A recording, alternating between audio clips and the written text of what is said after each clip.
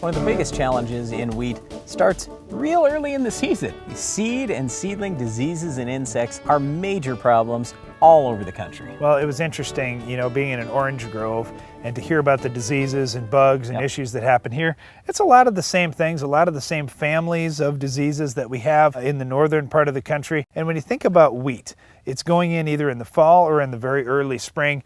It's cool, and that soil is very cold. The big difference between the northern part of the country and the southern, obviously, is the temperature. And when you're getting temperatures that are so cold in the northern U.S., a lot of times you put the wheat in, and it's going to be freezing right around that same time, especially spring wheat. You've got to have great protection on that seed because it's already facing adversity in terms of weather. It doesn't have the best soil conditions a lot of times right then. So any little disease that gets in there, it just blows up. But hold on, now here's the other factor that a lot of guys say, well, wait a minute now, a little bit further east in the Corn Belt, guys are fighting more moisture. And when they've got wet and cold soils, that brings on a different type of disease than when it's dry and cold. But dry and cold can still have problems. There's still stress on that seed and seedling as it's starting to grow. And anytime you have stress, there's an opportunity for disease to get in. Yeah, wherever you're at in the country, you're facing crown diseases, root diseases, stem diseases. You've got insects that are feeding on the seed.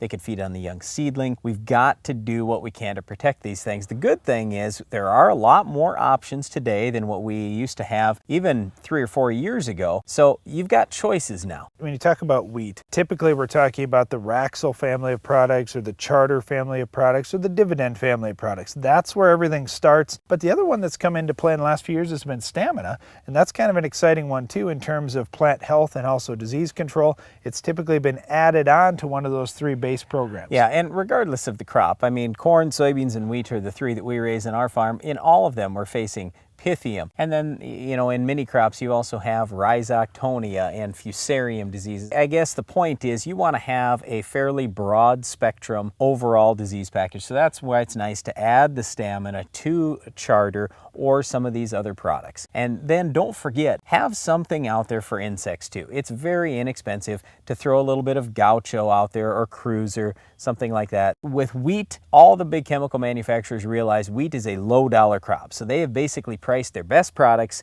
cheap for that particular crop. One other thing, just talking about seed and seedling diseases, is we use a product called Quick Roots on our farm that's beneficial bacteria and fungi, and we've seen it right to the row where we have a lot better stand and fewer disease problems. So in other words, an overall healthier plant means we're going to have fewer problems. So same thing with have good fertility, good weed control, everything else too. Well, there's no question about it. Getting a good seed treatment is very important to control diseases, but also to control insects in the early season in wheat. Another thing that's very important to have a successful wheat crop is controlling our weed of the week. We'll show you how coming up next.